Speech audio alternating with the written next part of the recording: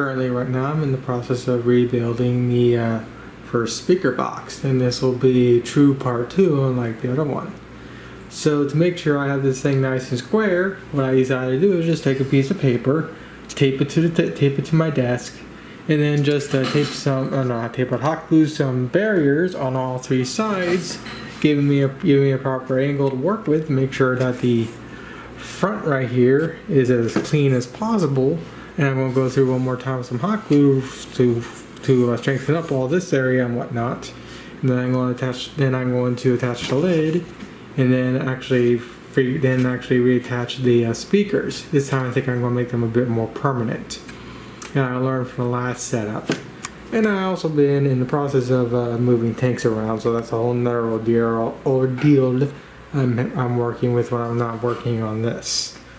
The RC tanks are supposed to come in tomorrow. Well, technically today. So hopefully a little later on today, I'll come back with another update, or maybe quarter way through, maybe a few after this one, of me actually building the RC components into the base.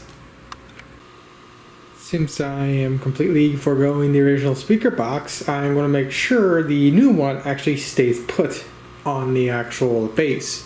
Because like I stated on the initial video, I actually can't have the speaker box be removable due to the way Sheryl is designed. Unless the guy is figuring out some type of solution to make the legs removable, I really don't see it being possible. So with that said, these 4 little pieces of foam board, I already marked where I need to cut, and I have them basically going all the way to the very top of the speaker box here. And what I'm going to do is I'm going to cut, and I'm going to fold each individual one to make sure this thing is nice and fully secured onto the base. And that includes the normal amount of hot glue I'm going to place on the outer edge right here. So I need to make sure this thing is firmly attached to the base. So once I get the speakers in place and get everything entrenched right, then I'll come back. When it comes to encasing the speakers, I'm a bit more happier with this setup than in the last one. And the reason why I don't go and just simply hot glue these directly into the box here is because these are still very good speakers, and I still won't be able to use them in something else if I need to use them for something else. Granted, taking them out would be relatively simple. Just slice here, pull up, and I can remove these speakers. Since I'm not actually going to hot glue down this flap here, it'll be easy to remove these speakers if I want to use them in something else. So yeah. So I guess now really all I need to do is wait for this little back piece right here to finish drawing on both edges, and then I can start attaching this thing to the actual base there. Well, my box from Walmart came in. This houses my 2 RC cars and my macro SD card for my HD player. My initial intentions was to just get the 2 RC cars, but since you had to add like 10 extra bucks for free shipping, my father also decided to get me a higher capacity card for my HD player.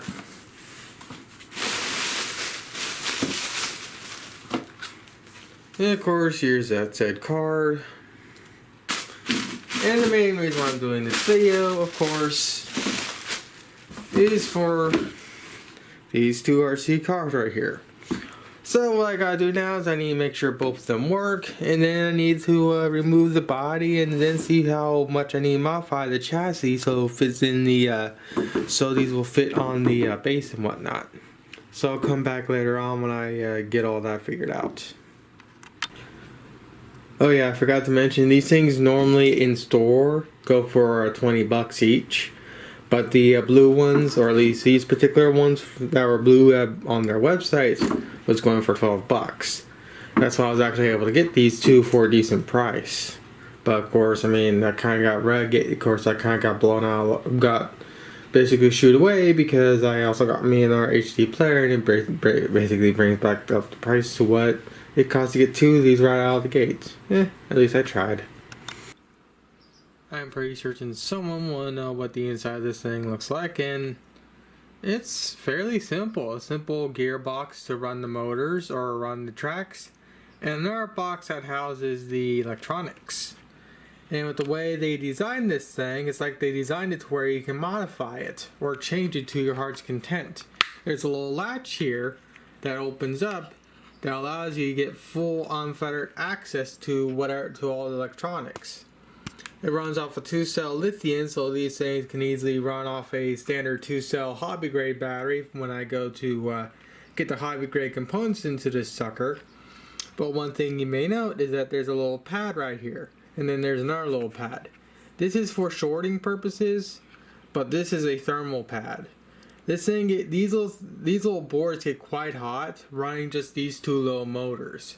So I'm pretty certain someone's going to ask, why don't you just take one of these control boards and just wire both transmissions to run off one board? Well, simply put, I can do that for basic testing and whatnot, but I don't really want to do that because this thing gets pretty hot. So I'm gonna make a custom little rig to where both these boards are powering their separate chassis, and I'll do a more proper hobby grade conversion to these things when I actually figure out how exactly I want to do that.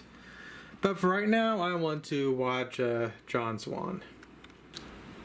Alright, so with the John Swan video done, there's one other thing I want to talk about, is how this thing can be taken apart. This simple little screw right here allows me to remove the whole panel right here that contains the battery, the charging cable, and everything. Of course, I disconnected the charging cable. It is right there. It's just a simple USB charger. And then all I need to do is just disconnect the two motor cables, and this whole box here will come out. And then I unscrew these little screws here, and I can release this back bumper. This front bumper easily removes by this little screw right here. I'm going to leave the front bumper on so I can know which side is forward and back. So let me go and unscrew the screw for this part, and I'll show you exactly what I mean. So I've loosened the screw, and all I do is I just pull from the back, and I can remove the whole freaking panel, giving me unfettered modification access to do whatever I want. Now here's where it's going to get a bit tricky for me. Now we got these little rails right here, and I'm actually going to mount the supports that'll actually connect this thing to the base onto these little rail mounts right here. So I got to somehow make it so there's this area right here, this I gotta make sure this hole here is reinforced enough so it can actually withstand all the weight. Theoretically, with the thing I'm going to be doing with this thing later on, which I'll show you what I'm going to do, should be enough to reinforce it, especially considering, like I stated, I'm going to be using both of these cars on the same thing, so the weight distribution should be a bit more evened.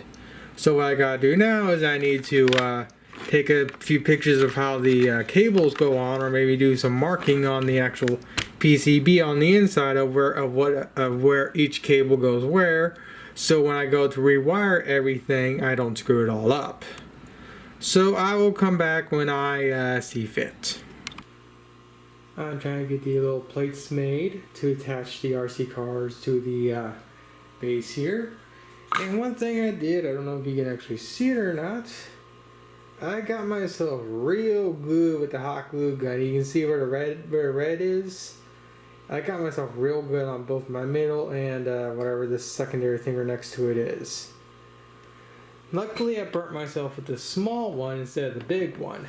And I learned from that, and I'm just going to basically take the hot glue and just put basically a bead right on the little lines right there to allow me to properly attach these little supports.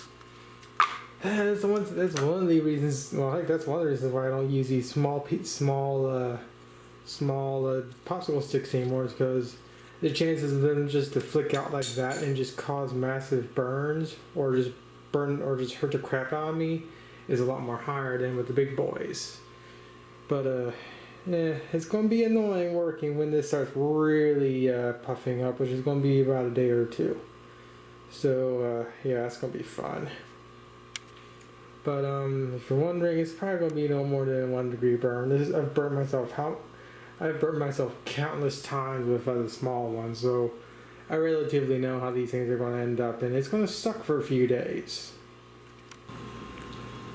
Alright, I got the 2 bases on, or 2 chassis on, as you can tell.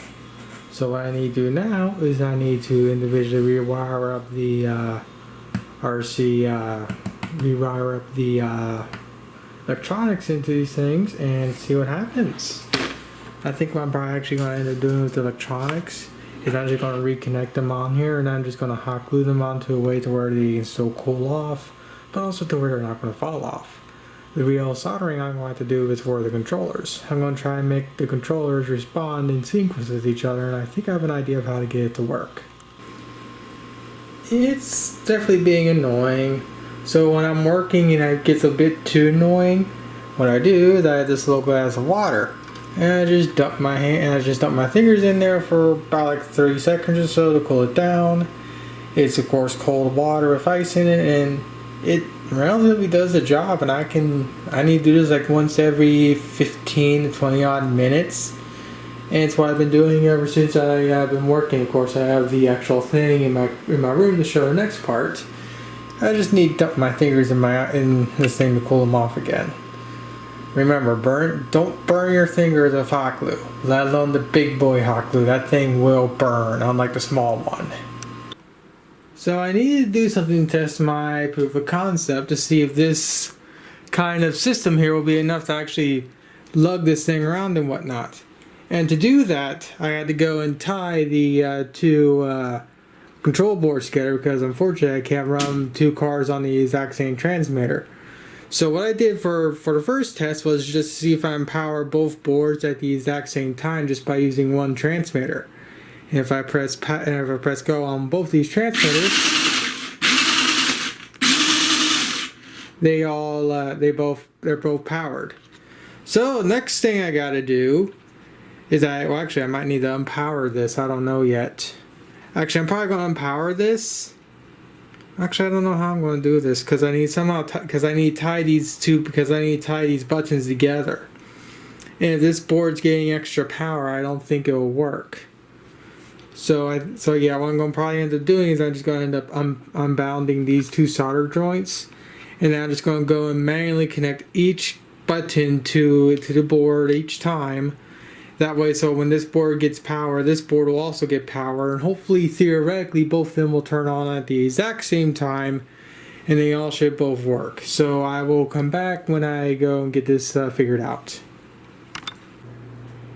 Nope, Gloom Tube is back with the happenings, and I'm currently in my room, stepping all over trash, trying to set up the soldering iron and solder and whatnot for the controllers to link them. And I think I got it set up at least for one set. So if I press this one here,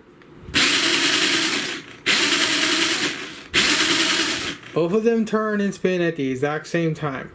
So now I need to somehow replicate this on both controllers and make sure they're all synced. This is not going to be fun, because this is going to be incredibly tedious. If you hear any wind-like noises in the background, that's because I have my ceiling fan on set to max, because I was soldering in my room for a while. And believe it or not, this hodgepodge of freaking wires somehow actually works and functions as intended.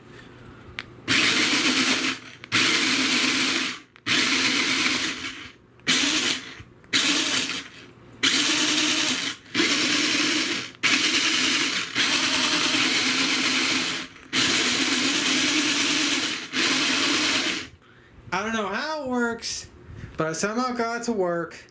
So now I need to somehow button this up so these wires don't bust, and then go outside and see what this thing actually does.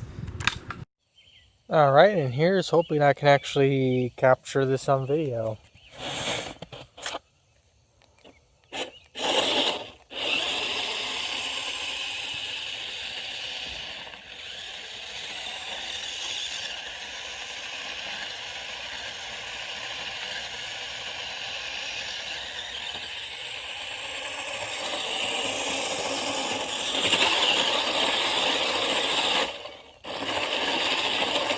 At least one thing's for certain, if I really want tight turns, I can do that.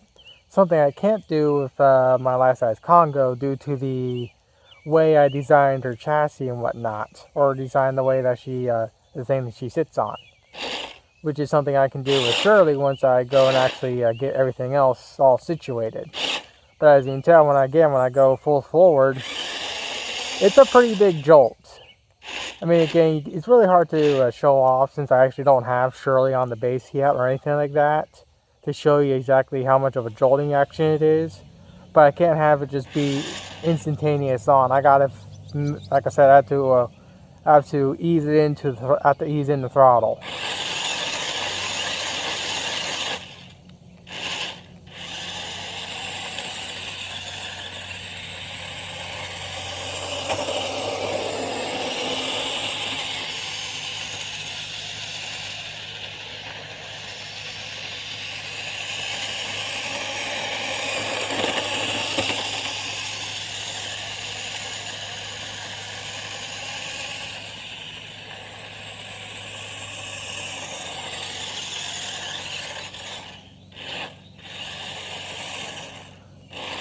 If anything, this thing kind of reminds me of the crawler thing they use for a shuttle.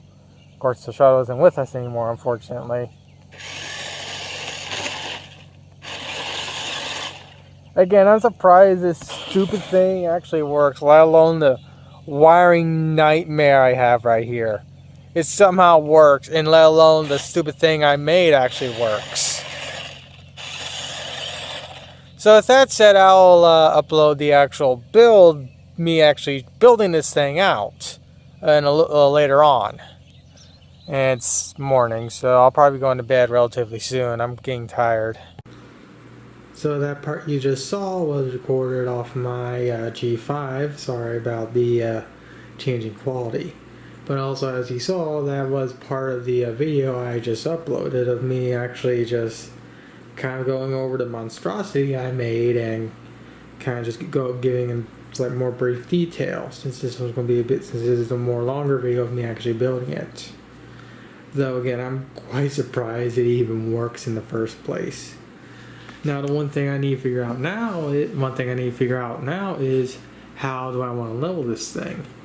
I have a level in my garage, but I don't know how level this actually is, because right now it's going forward. Right now it's going down slightly, and I want to make sure that if I do level it, that the foam board is straight and true when it comes to being leveled and whatnot.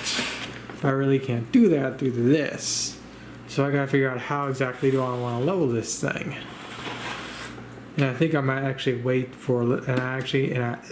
I might actually wait to level this thing once I get Shirley built. Or I might do something else. Give me a sec. One thing's for certain, it is very nice to have a father that is a handyman around the house. He has multiple levels in the garage. So I think what I'm going to be doing, and I'm going to be doing this later because it's getting a bit tiresome for me and I really don't want to work on this thing when I'm sleepy, is I'm going to use this level here, and I'm going to have the speaker in the back. That way so it's pressing weight down on this, and I'll use that to actually level everything out, because I need to figure out how far up this goes for it to be leveled. And then what I'm going to do is I'm going to build another little box-like structure down here.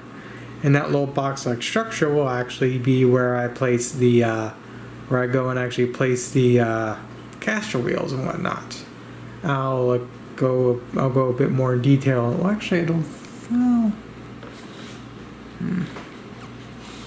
Well, what I'll do is I'll get into a bit more detail when I figure out how exactly I'm going to attach the caster wheels. Right now, the way I'm going to attach them is inside my head. So once I actually figure it out, or actually get to to a point where I think I can actually show it off, I will come back. I'll most likely be ending this part here because, again, I think I'm actually going to start the next part with me building the caster wheels and whatnot.